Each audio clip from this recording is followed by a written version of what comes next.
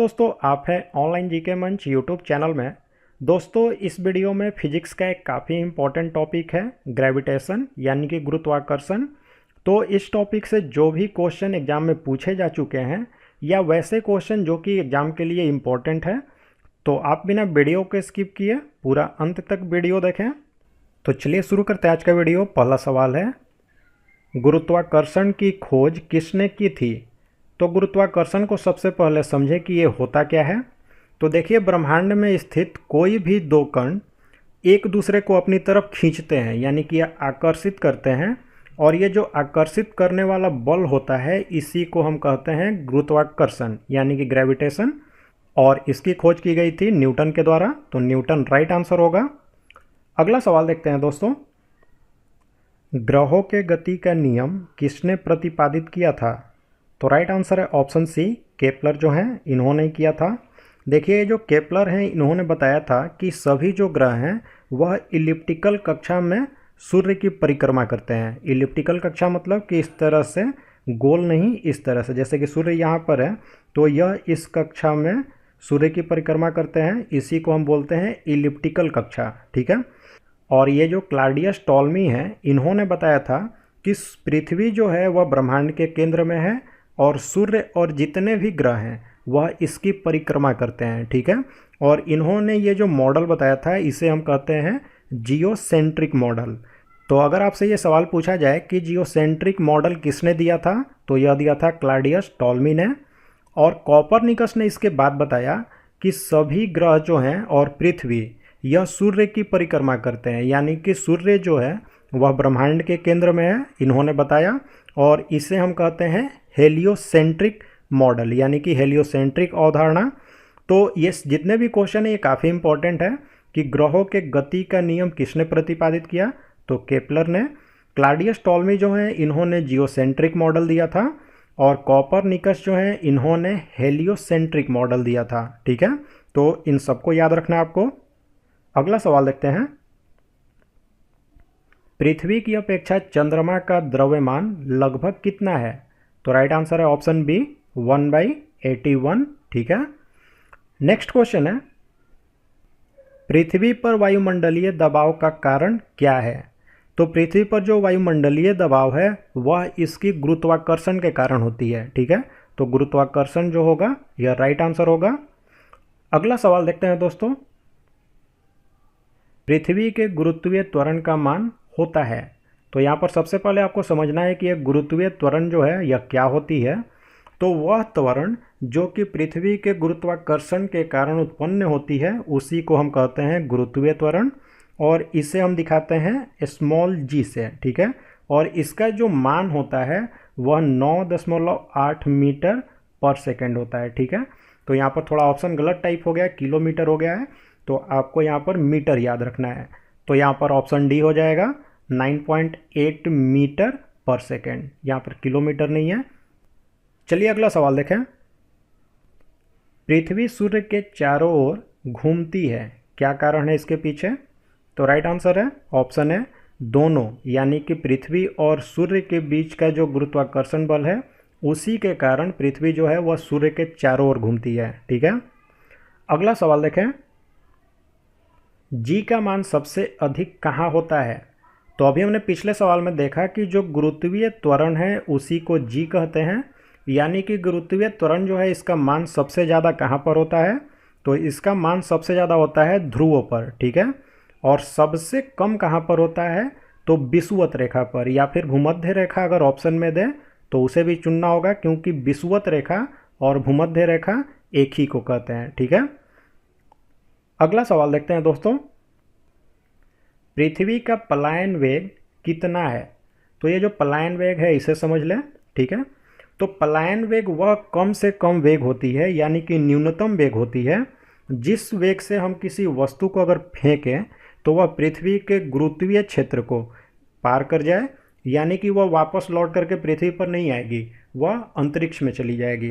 तो उस वेग को हम कहते हैं पलायन वेग। और पृथ्वी का जो पलायन वेग है वह होता है 11.2 किलोमीटर प्रति सेकेंड। ठीक है। अगला सवाल देखते हैं, किसी वस्तु का भार सबसे ज़्यादा होगा तो देखिए किसी भी वस्तु का जो भार होता है वह बदलते रहता है, लेकिन द्रव्यमान जो है वह नहीं बदलती है। भार इसलिए बदलती है क्योंकि यह गुरुत्वीय त्वरण जी पर निर्भर करती है। ठीक है, तो भार पूछ रहा है सबसे ज़्यादा कहाँ होगा, तो जहाँ पर गुरुत्वीय त्वरण का मान सबसे ज़्यादा होगा वहीं पर भार सबसे ज़्यादा होगा। तो गुरुत्वीय त्वरण का मान हमने पिछले सवाल में देखा कि ध्रुव पर सबसे ज़्यादा होती है, तो इसके कारण जो उसका भार है वह ध्रुव पर सबसे ज़्यादा होगा। और सबसे कम कहाँ पर होगा, तो गुरुत्वीय त्वरण का मान सबसे कम होता है भूमध्य रेखा पर, तो यहाँ पर उसका भार सबसे कम होगा। ठीक है, अगला सवाल देखें। पृथ्वी के उपग्रह का कक्षीय वेग निर्भर करता है।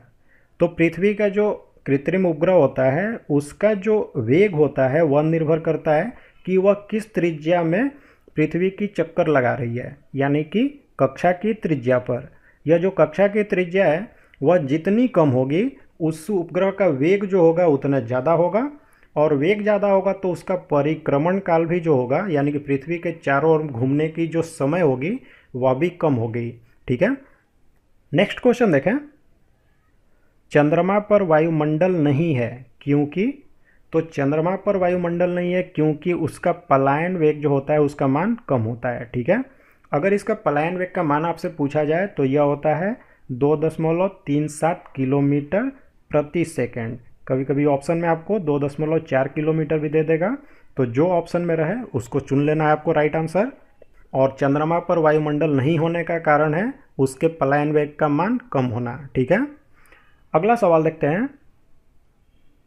दो गेंदें जिनका भार अलग अलग है अगर छत से एक साथ गिराई जाती है तो कौन सी गेंद सतह से पहले टकराएगी।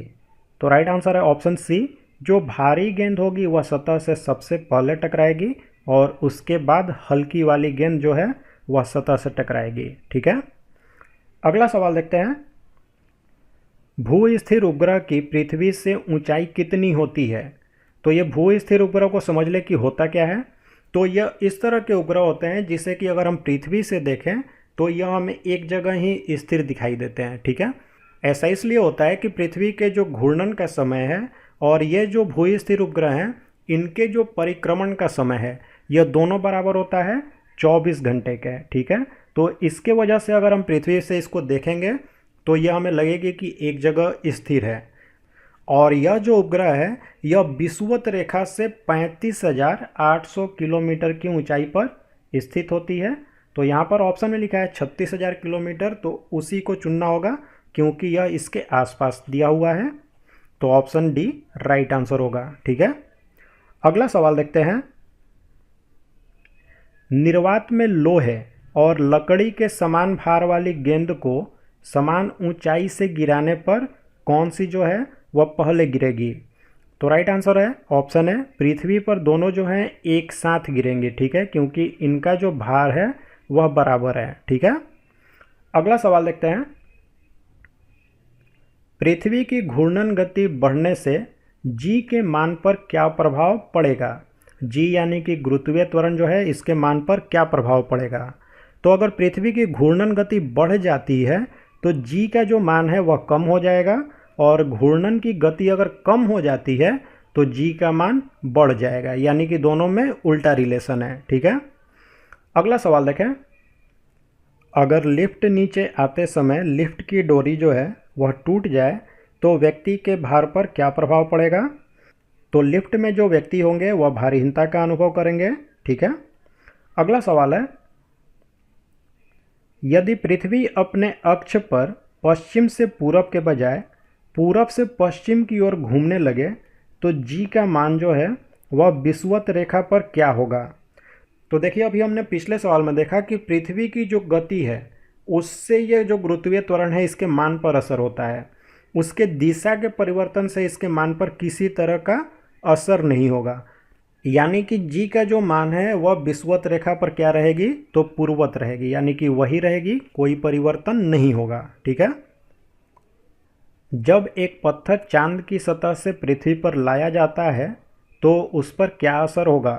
तो राइट आंसर है ऑप्शन बी, इसका भार बदल जाएगा, द्रव्यमान नहीं बदलेगा। ठीक है, देखिए किसी भी वस्तु का जो भार होता है वह अलग अलग जगह पर अलग अलग होता है, जैसे कि पृथ्वी पर ही अगर हम भूमध्य रेखा पर रखें तो इसका भार सबसे कम होगा, और ध्रुव पर ले जाएं तो इसका भार सबसे ज़्यादा होगा पृथ्वी पर। लेकिन द्रव्यमान जो है वह ब्रह्मांड में कहीं भी किसी वस्तु को ले जाएं तो उसका जो द्रव्यमान पृथ्वी पर है वह चंद्रमा पर रहेगा, या फिर उसे कहीं भी ले जाएं उसका द्रव्यमान नहीं बदलेगा। ठीक है, अगला सवाल देखते हैं।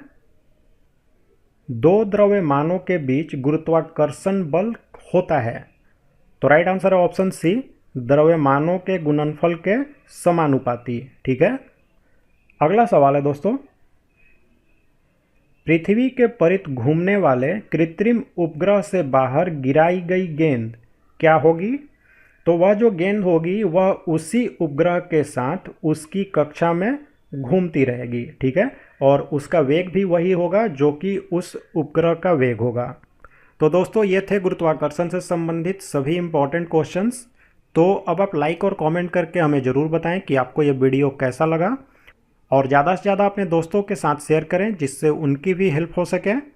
और साथ ही में दोस्तों, अगर आप हमारे चैनल का वीडियो पहली बार देख रहे हैं तो इसी तरह के इंपॉर्टेंट वीडियो को देखने के लिए हमारे चैनल को सब्सक्राइब कर लें, और जो बेल बटन का आइकन है उसे भी प्रेस कर दें, जिससे कोई भी नई वीडियो जो है उसकी जानकारी आपको नोटिफिकेशन से मिल जाएगी। ठीक है।